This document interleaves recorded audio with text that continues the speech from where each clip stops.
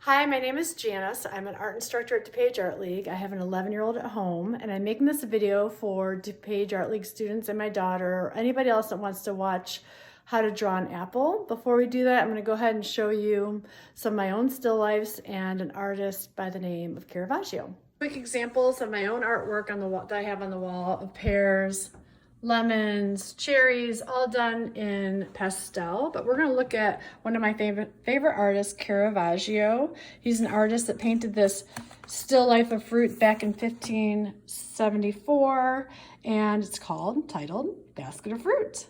But what's so famous about it is the apple. The apple is probably the most famous little piece of fruit in art history. It's famous because the wormholes and the rotting of the apple amongst a very full, fresh bowl of fruit, basket of fruit. Today we're going to take our lesson from Caravaggio and try to create a similar apple. We're going to study different value scales. So if you have a pencil, you could do colored pencil, marker. We're going to study shapes, how to draw an apple using a circle, and then how to finish it off in a variety of colors. Okay, let's get started. What the kids are going to do is you get a blank piece of paper, you get a ruler, and you're just going to measure out, and don't get concerned about the measurements, but you're just going to make boxes, and they're 1 inch apart. You can take your ruler, draw a line at the bottom and the top, and then make a mark at every inch up until 9 inches, and draw the lines down. You can label it 1 through 4, 5, 6, 7, 8, 9. What we're going to do is you're going to take your pencil, you're going to start with the middle section, and you're going to fill the box in completely with your regular pencil. So it's just a medium value. What we're doing here is we're practicing how to use pencils and markers and crayons and adjust how much you apply pressure. So if you start with the first box, and these are the light values, you're barely going to touch the paper. You're going to have some white space between the lines, and then when you do the number 2 box, it's going to be a little bit heavier. Sometimes you'll need to go back and adjust. It's not going to be perfect the first time, but it's always best to start with your lightest values and work up to the 5 value. Okay, so what are you going to guess we're going to do for the dark values? We're going to press harder. So this is where most kids like to draw a little darker. So the light values are probably the hardest. The darker values are a little bit easier because we're used to drawing really heavy with our pencils, and our colored pencils and our crayons we kind of press hard.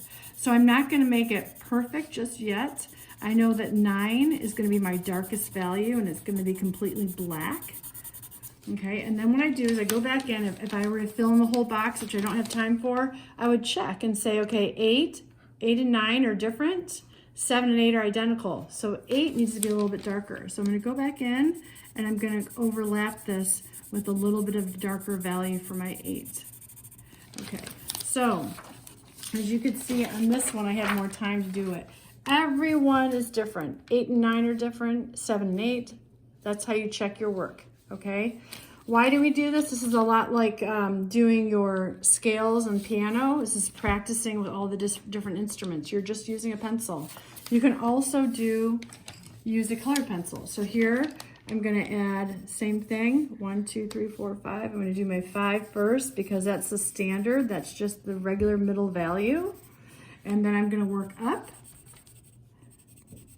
and get a little darker. And a 6 is going to be a little slightly darker. 7, 8, these are all looking very similar, so I fill in the box, and now I know how dark to go with my 9. This is where you really press super hard.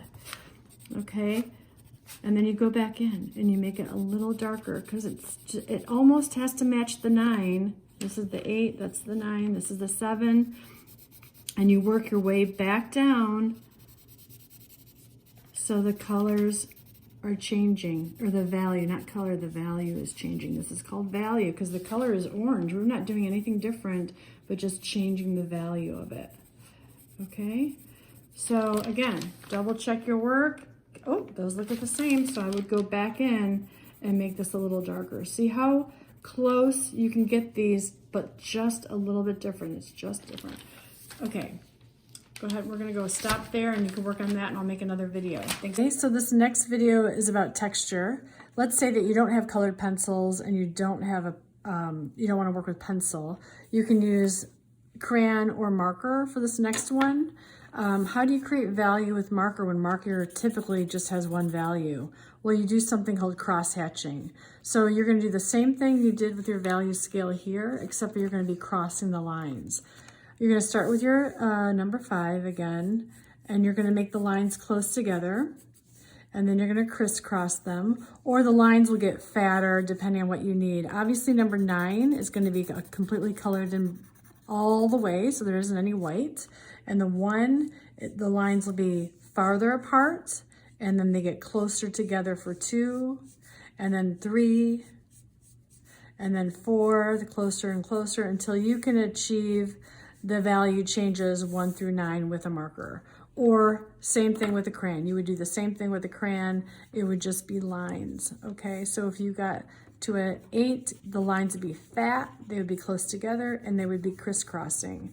Again, this technique is called cross-hatching, and you see it a lot with comic books because they work with markers or tools that don't have a lot of value changes. Okay.